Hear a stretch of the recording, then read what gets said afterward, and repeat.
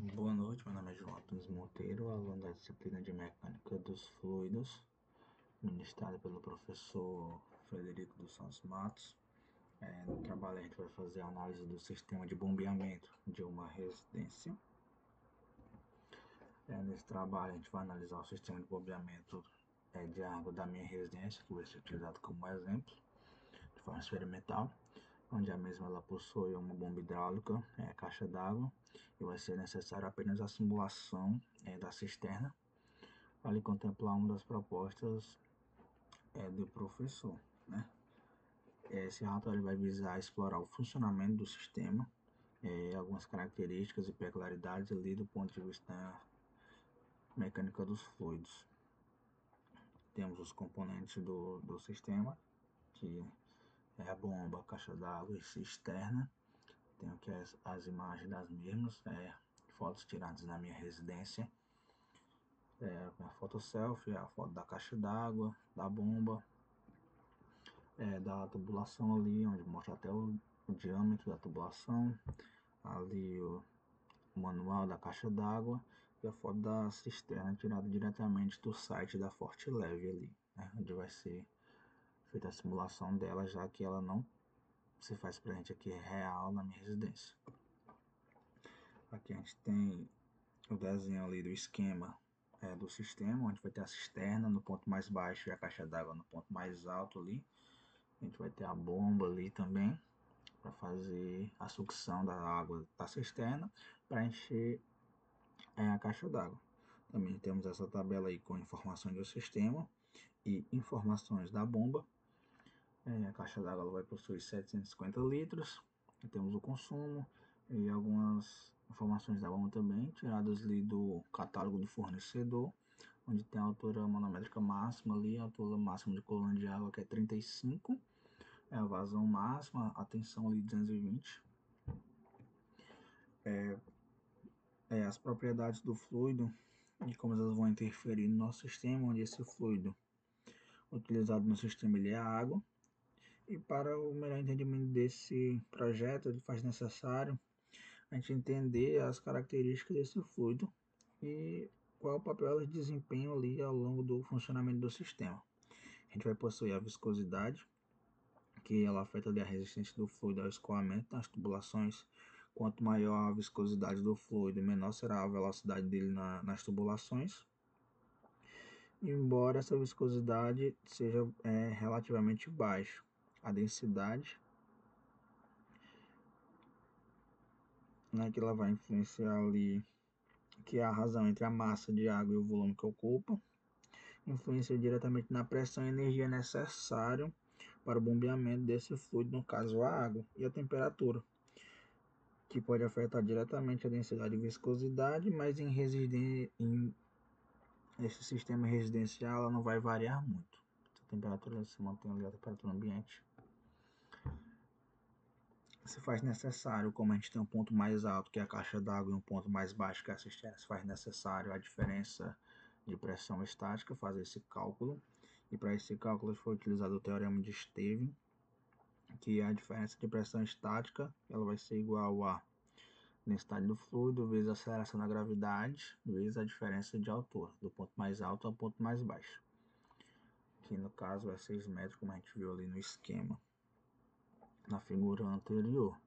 Jogando esses valores na fórmula, a gente chegou numa diferença de pressão estática de 58.683,42 pascais. Dessa maneira, a gente pode fazer o dimensionamento da boia, fazendo algumas considerações, fazendo o diagrama ali de forças atuantes na boia e na bitola, ali na válvula, que é esse FV, como mostrado na figura, que vai ser a força que atua ali, que é a saída de água do fluxo, onde com a bomba em funcionamento ela vai encher a caixa d'água, e dessa forma é necessário ter uma torneira a boia ali para interromper esse fluxo de água para que a caixa não venha transbordar. Então a gente tem um FMP ali, que é a força de empuxo atuante na boia, que faz ela interromper esse fluxo de água. E vamos dimensionar ela com diâmetro, volume, e até mesmo achar essa força de empuxo aí necessária. Para calcular a força ali na válvula, será necessário primeiro calcular a pressão que está agindo ali, onde essa pressão na válvula vai ser a pressão em metro de coluna de água, que no caso vem da bomba, que é 35 MCA, menos a diferença de pressão estática. A gente vai fazer a conversão de 35 MCA para pascais, chegando a um valor de 343.223,3 pascais, subtraindo esse valor do valor encontrado anteriormente, que é a diferença de pressão estática do sistema. A gente vai chegar numa pressão ali de 284.539,88 pascais. Ainda no cálculo da força, que vai ser a pressão vezes a área da seção ali, do tubo ali, que vamos utilizar 25 milímetros, que foi fornecido ali. E a partir desse diâmetro, a gente vai calcular a área e achar até mesmo esse diâmetro. Então, a gente vai ter AV ali, que é a área da seção da válvula, e DV o diâmetro da válvula, achando uma área de 0,0004909 metros quadrados. Com isso, a gente consegue calcular a força ali atuante na válvula, multiplicando a pressão na válvula pela área da seção na válvula, chegando a uma força de 139,68 newtons, né?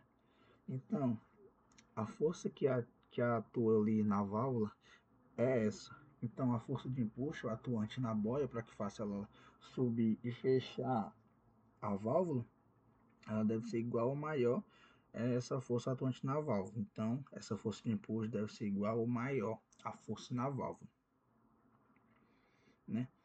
Com a força de empuxo, a gente pode calcular o volume, né? Fazendo essa consideração, achando um volume de 0,01428 metros cúbicos, e a partir do volume, considerando que a boia ela é esférica, a gente consegue achar o raio e o diâmetro, chegando ao diâmetro de 0,30 metros, né? Ou 30 centímetros ali de diâmetro da boia, assumindo que ela é esférica. Aqui a gente pode ver a curva de rendimento, a curva de funcionamento ali, né? Da bomba, dados fornecidos pelo fornecedor, né? Retirado do catálogo. Essa imagem ela foi produzida ali no Octave, pois o catálogo informava só os valores. Para obter a curva característica ideal da bomba, que a gente possa substituir pela essa do fornecedor e fazer essa comparação, a gente vai utilizar a fórmula da conservação da quantidade de movimento angular, que é essa primeira aqui, e fazendo algumas considerações, a gente vai chegar numa fórmula simplificada, que é esta última aqui, né? Para isso, a gente considerou que o regime é permanente, então a quantidade de movimento, né, temporal dentro do volume ali, dentro do volume de controle será zero, né? Esse termo aqui ele vai zerar. A gente vai reescrever e chegar nessa fórmula e fazer outra consideração, que o motor seja de pás infinitos e trabalhe com fluido ideal, né? Onde a contribuição de cada pala vai ser a mesma e não vai ter forças viscosas superficiais, né? Esse Fs vai ser igual a zero. Reescrevendo, a gente vai chegar nessa próxima fórmula e vai considerar que o motor ele seja simétrico e chegar nessa fórmula final, né? Diante disso, a gente vai usar a conservação da massa para encontrar aquelas massas de entrada e saída ali do sistema, considerar o sentido horário de θ igual a 90 graus e achando ali R2, V2, R1 vezes V1, desmembrando isso, multiplicando pelo seno de 90 e K, né? Vamos reescrever a fórmula e chegar nessa fórmula, onde a gente vai relacionar essa fórmula com a potência, chegando nessa fórmula e achando aqui uma fórmula para a potência.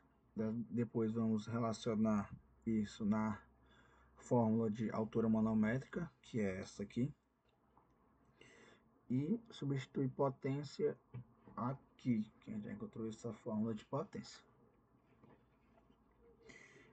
Na bomba centrífuga ideal, a gente vai considerar que o fluido ele entra axialmente, então não tem componente tangencial, então esse termo aqui, né, vai ser igual a zero.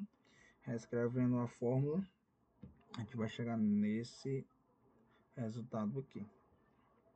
H igual a U2 vezes VT2 sobre G. A partir disso, né, com a soma dos vetores é impossível encontrar o triângulo das velocidades. A imagem para ilustrar isso ali, velocidade do rotor da bomba.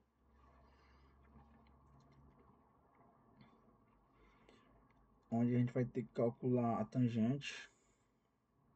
Depois vamos achar ali a cotangente e achar o VT2 aqui, né? Desmembrando essa forma, vai chegar nesse resultado. Substituindo isso na equação de altura manométrica, a gente vai encontrar esse valor. A gente tinha VT2 aqui e achou ele aqui agora. A gente vai substituir aqui na fórmula, né? Vamos considerar o 2 igual a R2 vezes ômega e o VR2 igual a Q sobre 2π vezes B2R2. Vamos substituindo isso na fórmula de altura. Vamos encontrar este valor, né, que vai ser a nossa fórmula final para o cálculo dessa curva ideal da bomba. Vamos fazer algumas considerações, tirando alguns dados do catálogo e fazendo algumas aproximações aqui, como esse beta aqui, igual a 88 graus, para a curva ficar parecida ali com a do fabricante. Substituindo esses valores aqui na equação de altura, onde essa fórmula vai descrever a relação entre a altura manométrica e a vazão da bomba centrífuga. Dessa forma a gente vai conseguir substituir a curva do fornecedor e mostrar essa curva, né? No caso, substituindo, a gente vai encontrar o valor de 33,27 menos 107,39 Q. Com isso a gente consegue encontrar essa curva ali pelo Octave, né? Plotando o gráfico. Esse gráfico da esquerda aqui é a curva ideal da bomba, encontrada aqui por nós. Ela se aproxima, né, aqui um pouco da curva do fornecedor. Pelo gráfico a gente vai concluir que a altura manométrica ela vai diminuir linearmente à medida que a vazão aumenta. Isso acontece aqui nos dois gráficos, né? Nossa curva não é um modelo ideal e a curva do fabricante aqui, né, é uma curva ali que mostra o funcionamento real, né, da bomba ali no sistema, porque a gente teve que fazer algumas considerações, por isso que a curva aqui de rendimento, que a curva ideal ficou dessa maneira aqui, de uma forma ali, né, linear.